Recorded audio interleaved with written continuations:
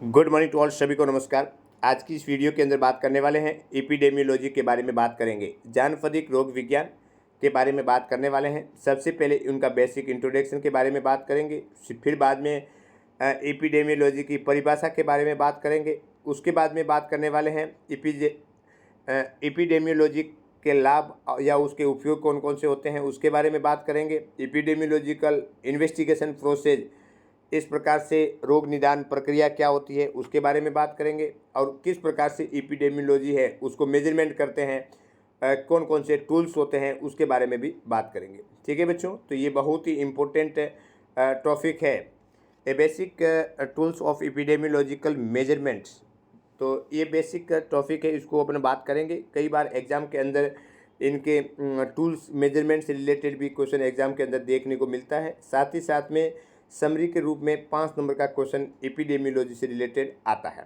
सबसे पहले बात करते हैं एपिडेमियोलॉजी की एक बेसिक इंट्रोडक्शन के बारे में बात करते हैं। एपिडेमियोलॉजी शब्द की उत्पत्ति एक ग्रीक वर्ड से ली गई है, जिसके अंदर इफी का मतलब होता है अपॉन, है ना, ऊपर, और उसके बाद में डेमोज का मतलब होता है पीपल, और लोगस का मतलब होता है नॉलेज। तो इस प्रकार से इसका क्या अर्थ हुआ, देखिएगा। जो भी व्यक्ति पर प्रभाव डालते हैं उस विषय वस्तु का अध्ययन किया जाता है। जो भी व्यक्ति पर प्रभाव डाले उस विषय वस्तु का अध्ययन करना। जैसे आप जानते हैं कि व्यक्तियों के ऊपर विभिन्न प्रकार की बीमारियां होती है, तो जो बीमारी जो प्रभाव डालते हैं, है ना, बीमारी जो आती है उसको प्रभाव डालती है, तो उस विषय वस्तु का अध्ययन किया जाता है। किसके अंदर किया जाता है? एपिडेमियोलॉजी के अंदर किया जाता है। तो इसके अंदर एपिडेमियोलॉजी के अंदर एपिडेमोज और लोगस, एपिडेमोज और लोगस, है ना, इनका ध्यान रखना है। ये ग्रीक वर्ड से लिया गया है। नेक्स्ट बात करते हैं डेफिनेशन के बारे में बात करते हैं। डेफिनेशन के बारे में बात करें पार्किन के अनुसार क्या है डेफिनेशन है? एपिडेमियोलॉजी चिकित्सा विज्ञान की वह एक शाखा है ना, एक मेडिकल साइंस की एक ब्रांच है जिसमें महामारियों का क्या किया जाता है, उपचार करती है। तो एपिडेमियोलॉजी जिसके अंदर होने वाली विभिन्न प्रकार की बीमारी है, उस बीमारियों का क्या करते हैं, ट्रीट किया जाता है, उसका उपचार किया जाता है। Epidemiological is the branch of the medical science, एक मेडिकल साइंस की एक ब्रांच है जिसके अंदर क्या डील होता है, एपिडेमिस, है ना, महामारी से संबंधित बीमारियां हैं उसका क्या होता है, देखा जाता है, उसको रोका जाता है, उसका ट्रीटमेंट किया जाता है। ये पार्किंस के अनुसार कहा जा रहा है। दूसरा है मैकमेहान के अनुसार। मैकमेहान ये कह रहा है मनुष्य में रोग के फैलने के निर्धारक तत्वों, मनुष्य में रोग के किस प्रकार से रोग फैलते हैं उनके निर्धारक तत्व और विवरण का जो अध्ययन किया जाता है, विवरण का अध्ययन, तो फैलने के निर्धारक तत्व और उसके विवरण का जो अध्ययन किया जाता है जानपदिक रोग विज्ञान कहते हैं। ठीक है, तो मैकमेहान के अनुसार ये भी आपको ध्यान में रखना है। Epidemiological is the study of the distribution and determinant of the disease prevalence in man. ठीक है, तो ये भी आपको ध्यान में रखना है। दूसरा आपको याद रख सकते हैं, तो जॉन एम लास्ट के अकॉर्डिंग एपिडेमियोलॉजी की डेफिनेशन भी याद रखना है। किसी विशिष्ट जनसंख्या समूह में स्वास्थ्य से संबंधित स्थितियों और घटनाओं एवं वितरण का जो अध्ययन किया जाता है वो किसके अंदर किया जाता है, एपिडेमियोलॉजी के अंदर किया जाता है। ठीक है, उसके बाद में बात करते हैं क्लार्क के अकॉर्डिंग। क्लार्क क्या कहता है एपिडेमियोलॉजी के बारे में? क्लार्क के अकॉर्डिंग एपिडेमियोलॉजी के बारे में बात करते हैं जिसके अंदर व्यक्तियों के समूह में स्वास्थ्य, रोग, अपंगता, विकृतियों, मृत्यु की घटना, इनकी निर्धारक परिस्थितियों एवं कारकों से संबंधित विज्ञान का क्षेत्र एपिडेमियोलॉजी कहलाता है। ठीक है, तो ये भी आपको ध्यान रखना है। तो कोई भी 2 डेफिनेशन आप एक बार देख लेना एपिडेमियोलॉजी की क्या होती है, उसको आप अच्छे से देख लेना। दूसरा है एपिडेमियोलॉजी के लाभ, हेडिंग डालिएगा explain the usages of epidemiology. Epidemiology क्यों यूज किया जाता है, इस प्रकार से इसका क्या मतलब होता है। तो सबसे पहले बात करते हैं कि एपिडेमियोलॉजी है उसका यूजेज के बारे में बात कर रहे हैं। तो लिखा हुआ है इसमें समुदाय में स्थित रोग के प्रसार और वितरण का अध्ययन किया जाता है। इसमें समुदाय में स्थित रोग के प्रसार व वितरण का अध्ययन किया जाता है। ये रोगों के कारकों का निदान करने में सहायक होता है। इसमें स्वास्थ्य समस्या पहचान कर रोग के निदान में सहायता प्राप्त की जाती है। महामारी से पूर्वानुमान एवं प्रसार के कारण की व्याख्या करने में सहायक होती है। तो इस प्रकार से एपिडेमियोलॉजी है उसके वेरियस टाइप के यूजेज हैं। जैसे सबसे पहले है समुदाय में स्थित रोग के प्रसार, समुदाय में क्या रोग हो रहा है, क्या फैल रहा है, किस प्रकार से उसका डिस्ट्रीब्यूशन है ना, उसका अध्ययन किया जाता है एपिडेमियोलॉजी के अंदर। एक तो आपको ध्यान रखना है कि समुदाय के अंदर रोग का प्रसार कैसे हो रहा है, स्प्रेड कैसे होता है, उसका डिस्ट्रीब्यूशन क्या है। उसके बाद में ये रोगों के कारकों का निदान करने में सहायक होते हैं। कौन से कारक है, कौन सी बीमारी, कौन सा कारक है वो फैलाने के लिए रेस्पॉन्सिबल होता है, तो ये एपिडेमियोलॉजी के अंदर मालूम पड़ता है। इसमें स्वास्थ्य समस्या पहचान कर रोग के निदान में सहायता प्राप्त की जाती है। एपिडेमियोलॉजी के द्वारा क्या किया जाता है, मरीज को क्या प्रॉब्लम है, क्या समस्या है, उसके निदान के लिए साथ ही साथ में एक निदान के लिए क्या मिलती है, हेल्प प्राप्त की जा सकती है। ठीक है। उसके बाद में महामारी के पूर्वानुमान एवं प्रसार के कारण की व्याख्या करने में सहायता करती है। तो इसके अंदर क्या है, महामारी के पूर्वानुमान, महामारी फैलने से पहले उसका पूर्व अनुमान लगाया जा सकता है। किस प्रकार से प्रसार हो रहा है, स्प्रेड हो रही है, बीमारी किस प्रकार से स्प्रेड हो रही है, उसकी व्याख्या करने में सहायता मिलती है। ठीक है। उसके बाद में रोग विशेष जैसे हार्ट अटैक है, पैरालिसिस है, लाइफस्टाइल से संबंध का अध्ययन करने में सहायक है। कोई भी होने वाली बीमारी, हार्ट अटैक है, पक्षाघात है जिसको बोलते हैं पैरालिसिस, या आदि की जीवन शैली से संबंध का अध्ययन करने में सहायक होता है कि उनको हार्ट अटैक हो सकता है, बॉडी का क्या कंडीशन है, क्या पैरामीटर्स है। ठीक है। तो उसका अध्ययन एपिडेमियोलॉजी के अंदर किया जा सकता है। स्वास्थ्य सेवाओं का मूल्यांकन करने में महत्वपूर्ण भूमिका मिलती है। स्वास्थ्य सेवाएं, हेल्थ की क्या सर्विसेज है, हेल्थ जो कम्युनिटी के अंदर, समाज के अंदर जो किस प्रकार से स्वास्थ्य का इम्प्रूवमेंट हो रहा है, उसका मूल्यांकन करने के लिए एपिडेमियोलॉजिकल एक महत्वपूर्ण भूमिका निभाता है। स्वास्थ्य का आंकलन करने में हेल्पफुल होता है। हेल्थ असेसमेंट, हेल्थ का आंकलन है उसके में असेसमेंट करने के लिए इम्पोर्टेंट है। स्वास्थ्य सेवाओं का नियोजन करने में मदद करता है। तो इस प्रकार से बात करें एपिडेमियोलॉजी के अंदर उपयोग के बारे में बात करते हैं, जिसके अंदर रोग का कारण, रोग का प्रसार किस प्रकार से डिस्ट्रीब्यूट हो रहा है, कौन कारण से उसका रोग फैल रहा है, उसके कारकों का निदान होता है, बीमारी उसकी पहचान जाता है, बीमारी का प्रचार हो रहा है तो किस कारण से हो रहा है उसका पूर्व में अनुमान लगाया जा सकता है। जैसे कई प्रकार की हार्ट की प्रॉब्लम है, पैरालिसिस वाली कंडीशन है, उसको अच्छे से देखा जाता है। रोग की प्रकृति क्या है उसका वर्णन करने में हेल्पफुल होता है। इवोल्यूशन के लिए महत्वपूर्ण इम्पोर्टेंट है। आंकलन है, सेवाओं का नियोजन करने में मदद करती है। ठीक है। तो ये तो हो गया अपने एपिडेमियोलॉजी, जिसके अंतर्गत उनके क्या यूजेज होते हैं। अब बात करते हैं प्रक्रिया के बारे में। बात करें, हेडिंग डालिएगा दूसरा, एपिडेमियोलॉजिकल इन्वेस्टिगेशन प्रोसेस। सबसे पहले इन्वेस्टिगेशन प्रोसेस के अंदर है स्वास्थ्य समस्याओं की पहचान करना, आइडेंटिफिकेशन ऑफ प्रॉब्लम, स्वास्थ्य सेवाओं की पहचान करना। जानपथिक रोग विज्ञान में स्वास्थ्य कर्मियों को सर्वप्रथम स्वास्थ्य समस्याओं की पहचान करनी होती है कि किस प्रकार की समस्या वर्तमान में समुदाय में मौजूद है और स्वास्थ्य समस्या की तीव्रता कितनी है। ठीक है। तो इस प्रकार से जो एपिडेमियोलॉजी का प्रोसेस के बारे में बात करते हैं, तो सबसे पहले है स्वास्थ्य समस्या की पहचान करना, आइडेंटिफाई द हेल्थ प्रॉब्लम, उस व्यक्ति के अंदर क्या हेल्थ प्रॉब्लम है तो उसको आइडेंटिफाई करना। कैसे करेंगे, जानपथिक रोग विज्ञान में स्वास्थ्य कर्मियों को सर्वप्रथम, किसको, एपिडेमियोलॉजी के अंदर क्या है, हेल्थ टीम है, उनको सर्वप्रथम स्वास्थ्य समस्याओं की पहचान करनी होती है कि वे किस प्रकार की समस्या वर्तमान में समुदाय में मौजूद हैं और स्वास्थ्य की तीव्रता कितनी है। ठीक है। तो इस प्रकार से हेल्थ प्रॉब्लम को आइडेंटिफाई करना, एक हेल्थ टीम के पर्सन है, व्यक्ति है, समुदाय के अंदर जाकर के देखेगा कि समुदाय के लोगों को क्या प्रॉब्लम है ना, और क्या प्रॉब्लम है, किस प्रकार की समस्या हो रही है, कितनी स्प्रेड हो गई है, उनकी तीव्रता क्या है, ठीक है ना, कब से स्टार्ट हुई।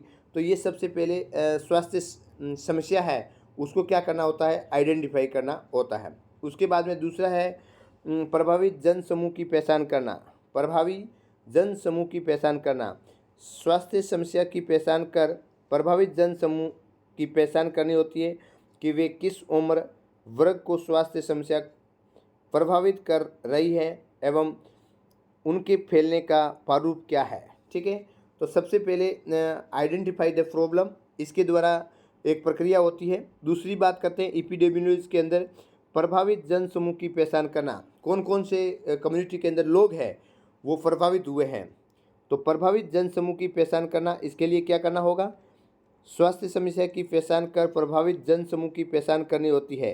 पहले हेल्थ प्रॉब्लम क्या है उसको आइडेंटिफाई करेंगे और उसके बाद में जन समूह की पहचान करनी होती है कि किन किन लोगों को जो हेल्थ प्रॉब्लम है वो प्रभावित किया है, किस उम्र के लोगों को हुआ है, वर्ग के स्वास्थ्य समस्या क्या है प्रभावित कर रही है, किस वर्ग को ज़्यादा कर रही है और उससे फैलने का प्रारूप क्या है, किस प्रकार से स्प्रेड हुआ है। ठीक है, तो पहला है आइडेंटिफाई द प्रॉब्लम, दूसरा है प्रभावित जन समूह की पहचान करेंगे। उसके बाद में तीसरा है पूर्व लेखों का अध्ययन करना, रिव्यू ऑफ लिटरेचर, स्वास्थ्य समस्या के पूर्व प्रकाशित लेखों का अध्ययन करना और उनका तुलनात्मक अध्ययन करना कि ये समस्या उसी प्रकार है या उससे गंभीर है, उसकी फैलने की दर का पूर्व लेखों के आधार पर तुलना करना। ठीक है, आप जानते हैं कि महामारी जिसके अंतर्गत कोई भी बीमारी फैलती है तो उसमें पूर्व का क्या कंडीशन है, क्या पूर्व में कम्युनिटी के अंदर कोई भी बीमारी फैली थी तो उसका तीव्रता क्या है, क्या कंडीशन रही, क्या रिजल्ट रहा, कब समस्या ठीक हुई, है ना, तो फैलने की दर क्या है, उसका एक तुलना किया जाता है जो वर्तमान के समय के अंदर प्रॉब्लम है। ठीक है, तो पूर्व लेखों का अध्ययन किया जाता है एपिडेमियोलॉजी के अंदर। उसके बाद में है अध्ययन का प्रारूप तैयार करना, स्वास्थ्य समस्याओं के आधार पर अध्ययन की विधियां चुनकर उनके अनुरूप अध्ययन का प्रारूप तैयार करना और अध्ययन प्रारूप का प्रयोग में लाना। ठीक है ना, फिर बाद में क्या करते हैं, डिजाइन करते हैं, स्टडी करते हैं, उसे मालूम करते हैं कि भाई ये प्रॉब्लम है तो इस प्रकार से किस प्रकार से इसका एक मॉडल तैयार किया जाए ताकि वो हैंडल हो सके। ठीक है, तो अध्ययन का प्रारूप तैयार करते हैं। उसके बाद में आंकड़े एकत्रित करते हैं, अध्ययन की विधियों के प्रारूप के अनुसार स्वास्थ्य समस्याओं के आंकड़े एकत्रित करना, आंकड़ों की वरीयता के क्रम में लाना। तो सबसे पहले क्या करते हैं कि एक मॉडल तैयार किया गया, डाटा कलेक्शन किया गया, क्या अध्ययन है, अध्ययन की स्टडी के अनुसार अलग अलग स्टडी करते हैं, उसके अनुसार एक स्वास्थ्य समस्याओं के आंकड़े एकत्रित करते हैं और आंकड़ों को वरीयता के क्रम में लाना है। ठीक है ना, तो कौन सा प्रायोरिटी के अंदर रखना है, क्या प्रॉब्लम वाले को पहले ठीक करना है, तो ये सारे डाटा तैयार किया जाता है। एनालिसिस ऑफ द डाटा तैयार होने के बाद में क्या करते हैं, उनका एक प्रभावी रूप से पता लगाया जाता है, एक क्या किया जाता है, एनालिसिस किया जाता है, ग्राफ में प्रस्तुत करना, सारणी में बनाना। तो इस प्रकार से एक ग्राफिकल रिकॉर्ड तैयार किया जाता है जिसके अंतर्गत देखा जाता है कि क्या है उसकी कंडीशन। ठीक है, उसका विश्लेषण करते हैं। उसके बाद में प्राप्त जानकारी की व्याख्या करना, आंकड़ों के आधार पर प्राप्त जानकारी की व्याख्या करना, परिकल्पना से इसकी तुलना करना कि जानकारी इस परिकल्पना के अनुसार है या इससे भिन्न है, यदि अध्ययन के अनुरूप है तो निष्कर्ष के प्रभावी रूप से लागू करना। ठीक है, तो इस प्रकार से एक हाइपोथेसिस वाली कंडीशन उत्पन्न हो जाती है जिसके अंदर क्या करता है, एक गणना की जाती है, एक उसके बारे में परिकल्पना की जाती है कि क्या जो पहले जैसी बीमारी है किस प्रकार से उसका ट्रीटमेंट हुआ था, क्या कंडीशन अभी लागू होगी, तो उसके सारी कहानी है जो इसके अंदर की जाती है प्राप्त जानकारी की व्याख्या करने में। उसके बाद में कॉन्क्लूशन, यदि उस कल्पना के अनुसार ही प्राप्त जानकारी है या अन्य लोगों की प्राप्त जानकारी के अनुरूप निष्कर्ष है तो उस निष्कर्ष को समुदाय में लागू करने की तैयारी करना। ठीक है, तो एक कॉन्क्लूशन निकाला जाता है और उस कॉन्क्लूशन के अनुसार अन्य लोगों की जानकारी प्राप्त के अनुसार उसका निष्कर्ष निकाला जाता है। ठीक है, तो लोगों के बीच में देखा जाता है कि इनको ये प्रॉब्लम है, इनको ये प्रॉब्लम है, इस प्रकार से जानकारी को एक इकट्ठा किया जाता है और समुदाय में लागू करने के लिए तैयारी की जाती है। उसके बाद में अप्लाई कॉन्क्लूशन, फिर बाद में उसको क्या करते हैं, लागू कर देते हैं, निष्कर्ष निकाल कर उन्हें समुदाय में लागू करना, स्वास्थ्य समस्याओं पर नियंत्रण किया जा सके। ठीक है बच्चों, तो आज की इस वीडियो के अंदर जिसके अंदर अपने क्या क्या बात किए, सबसे पहले एपिडेमियोलॉजी क्या है, उसके बाद में बात किए एपिडेमियोलॉजी का डेफिनेशन, एपिडेमियोलॉजी के कौन कौन से उपयोग है, यूजेज है, उसके बारे में बात किए। क्या प्रक्रिया होती है एपिडेमियोलॉजी के अंदर, क्या क्या प्रक्रिया की जाती है, उसके बारे में बात किए। अब बात करते हैं मेजरमेंट इन एपिडेमियोलॉजी, ठीक है ना। मेजरमेंट इन एपिडेमियोलॉजी के बारे में बात करते हैं, किस प्रकार से मेजरमेंट किया जाता है। तो सबसे पहले बात करते हैं मेजरमेंट के बारे में बात करें। बेसिक मेजरमेंट के अंदर क्या क्या है, देखो। मेजरमेंट इन एपिडेमियोलॉजी, जानपतिक रोग विज्ञान का क्षेत्र बहुत ही विस्तृत है, इसके साथ ही इसके मापन का प्रयोग भी बहुत विस्तृत है। जानपतिक रोग विज्ञान के मापन से संबंध में मुख्य रूप से अपंगता दर, मृत्यु दर से है। इसके अलावा रुग्णता दर, संदिग्ध कारकों की दर आदि, स्वास्थ्य आवश्यकता दर, स्वास्थ्य संसाधनों की दर, विशेष क्षेत्र विशेष में परिवर्तनीय कारकों की दर आदि द्वारा मापन किया जाता है। जानपतिक रोग विज्ञान में उपयोग में लिए जाने वाले मापन हैं। तो कौन कौन से मेजरमेंट है, मापन किए जाते हैं, उसके बारे में बात करते हैं। सबसे पहले हैं मोर्टेलिटी, मृत्यु दर। समुदाय में होने वाली मृत्यु दर का मापन जानपतिक रोग विज्ञान के अंतर्गत किया जाता है, जैसे सकल दर के द्वारा। मोर्टेलिटी के अंदर क्या है, सकल मृत्यु दर, मातृ मृत्यु दर, शिशु मृत्यु दर, रोग विशेष मृत्यु दर, ठीक है। उसके बाद में मोर्टेलिटी मृत्यु दर के बारे में, मॉर्बिडिटी इलनेस रुग्णता के बारे में। जानपतिक रोग विज्ञान के अंतर्गत समुदाय में स्थित रुग्णता की दर का मापन किया जाता है, जैसे मलेरिया के कारण अस्वस्थता दर, डेंगू के कारण अस्वस्थता दर, टीबी के कारण अस्वस्थता दर। तो इस प्रकार से जो इल पर्सन है, कितने इल पर्सन हैं, कितने बीमार हैं, क्या कंडीशन चल रही है, किस बीमारी की वजह से कितने लोग हैं, ठीक है। तो ये इसका अध्ययन किया जाता है मॉर्बिडिटी के अंदर, रुग्णता दर के अंदर। उसके बाद में अपंगता दर का मापन कैसे किया जाता है, इसमें रोग के कारण होने वाली स्थायी और अस्थायी अपंगता दर का मापन किया जाता है। स्थायी और अस्थायी रूप से अपंगता का मापन इसमें किया जाता है। रिस्क फैक्टर रेट, इसमें संदिग्ध कारकों की पर्यावरण में मौजूदगी और उनके कारण होने वाले रोग की दर का मापन किया जाता है, ठीक है ना। रिस्क फैक्टर रेट, इसमें संदिग्ध कारकों की पर्यावरण में मौजूदगी और उनके कारण होने वाले रोग की दर का मापन किया जाता है। रिस्क फैक्टर के बारे में देखा जाता है। हेल्थ नीड रेट, इसमें समुदाय के स्वास्थ्य की आवश्यकता की दर की मापन की जाती है, क्या ज़रूरत है, लोगों की क्या नीड है। शहरी क्षेत्र में कम स्वास्थ्य सेवाएं होती है, ग्रामीण कच्ची बस्ती में स्वास्थ्य आवश्यकता दर अधिक होती है, ठीक है। उसके बाद में नीड के अकॉर्डिंग किया जाता है। नेक्स्ट बात करते हैं उपलब्ध संसाधन दर, समुदाय में मौजूद उपलब्ध संसाधन की दर मापन किया जाता है। यूटिलाइजेशन रेट, इसमें स्वास्थ्य सेवाओं के उपयोग की दर का मापन किया जाता है। एनवायरमेंटल रेट, इसमें वातावरण में मौजूद प्रदूषक की दर का मापन किया जाता है, जैसे वायु प्रदूषण, जल प्रदूषण, ध्वनि प्रदूषण, प्रदूषण कारखानों के उपयोग के आसपास के क्षेत्र में ज़्यादा होते हैं, तो पर्यावरणीय प्रदूषण दर को देखा जाता है। इस प्रकार से एपिडेमियोलॉजी के अंदर जो ये टूल्स है उसके बारे में अपने बात किए, ठीक है बच्चों। Basic tools of epidemiological measurement के बारे में अपन कल बात करेंगे, ठीक है।